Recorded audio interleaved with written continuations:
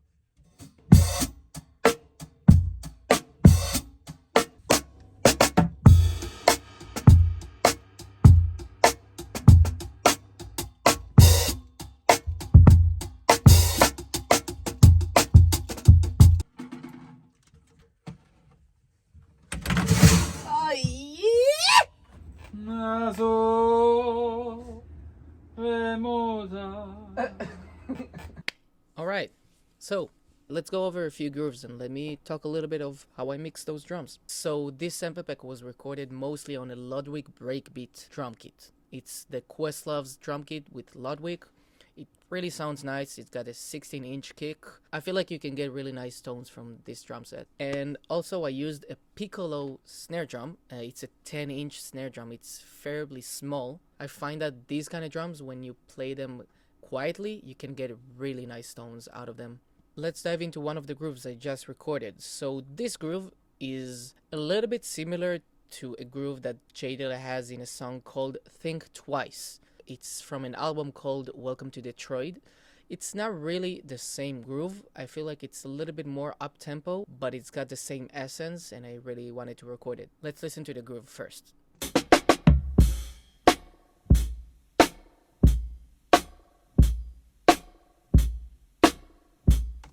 Cool, that's pretty much the groove. One thing I really like to do while mixing is take 2 to 3 mics and pan them. So sometimes they can sound like they're even kind of phasing, but it just makes sense to me. I really like that sound. These are 3 mics, overhead mic and 2 ribbon mics.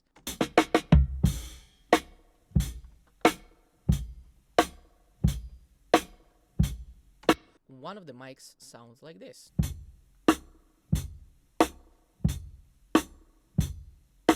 I took the overhead mic and I pushed it into amp simulator. It's called Guitar Rig 6. It sounds like this.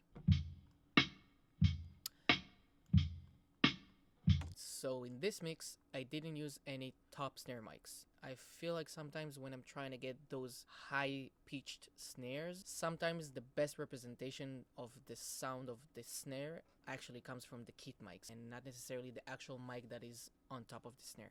I do have a bottom snare mic. It sounds like this.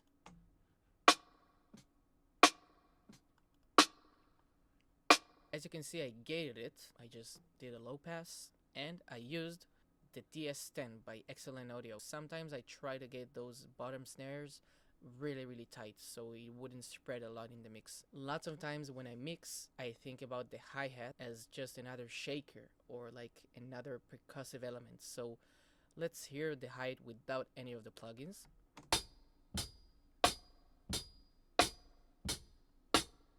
Sounds like a hi-hat, I guess, but I put lots of plugins on top of it. So I put a phaser, EQ'd it, and one thing I like to do is use the waves doubler. So the waves doubler really emphasizes the panning, and also I can pitch down the hi-hat or pitch it up. This is without the waves doubler, and this is with the waves doubler. You can really hear the panning.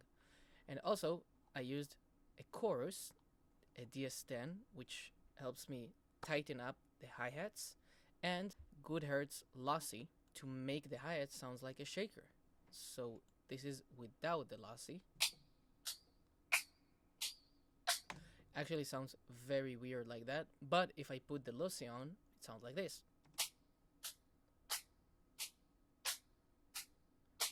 It actually makes the hi-hat sound more like a shaker. I didn't record a shaker, so alright. I recorded this break and then I thought to myself, cause it's so full of space, maybe I can push in between some tambourine and snaps. I recorded that, and that's how the tambourine sounds. I used the waves doubler, and I used a bunch of claps and snaps, and a cabasa. This is a cabasa.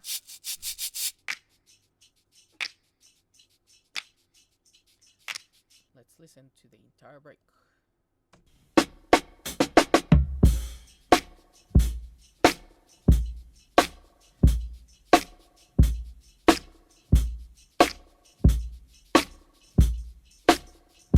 So one plugin I really like to use is the Wolf compressor by G.O.A.T. I put it on the drum bus, and I use it on the 2 bus glue preset. I really feel like it makes the drums a little bit more tight than what they are before that. I used a little bit of the DS10. Actually, I barely used it over here. And I did a small sidechain into my kick drum. Also, I used the Arturia Spring, the sketch cassette. This is without the sketch cassette. This is with it. Just gives it a little bit more punch into it. I also used Virtual Mix to just have a little bit more of the highs and a little bit more of the lows. This is without it. This is with it. It doesn't do a lot, but it does a little, so yeah. And I put a drum bus by Ableton Live just to make it a little bit more punchy. This is without it.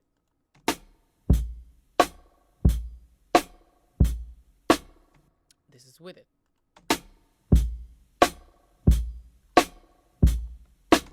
Gives it a tiny bit more punch. Let's go for another one. This break is a really straightforward Dilla beat.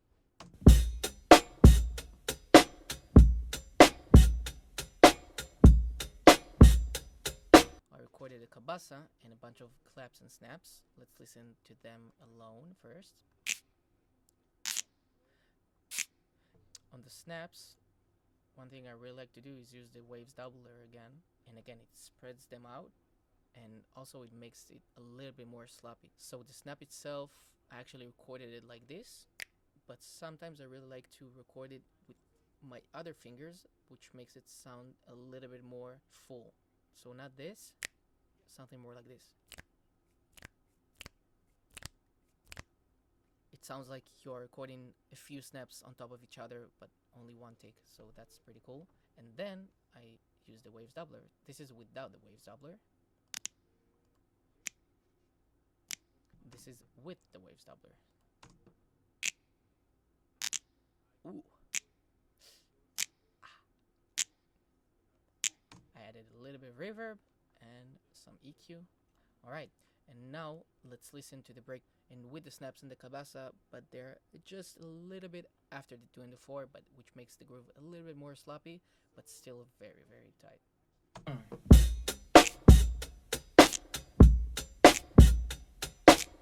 Like nice. Ooh. Ooh. Like that sounds really nice.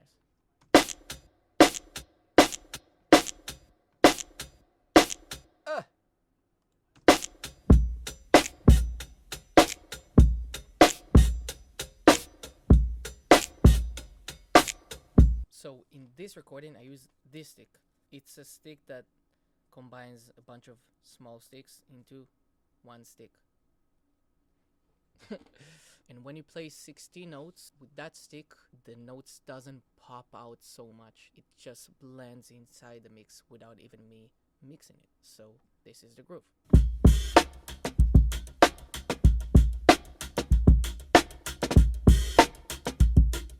It sounds really nice. So I think one of the nice elements in that mix again is the hi-hat mic, with me just trying to emulate a shaker. Again, let's give it a go. So technically you can hear another shaker playing, while I can just hear the other microphones playing the regular hi-hat simultaneously. It sounds really, really nice. Let's listen to it without a hi-hat mic.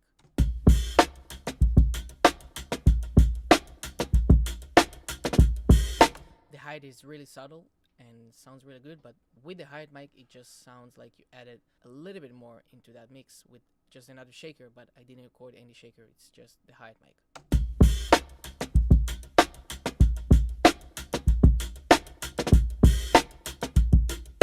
Technically I can just do this. I'm just too lazy, so I just use the hi-hat mic. Alright, so hopefully I've shown you some cool tricks that you can maybe implement into your own mixing and drumming. The sample pack is now available at saucelabaudio.com. I'll put a link in the description below. See you on the next video.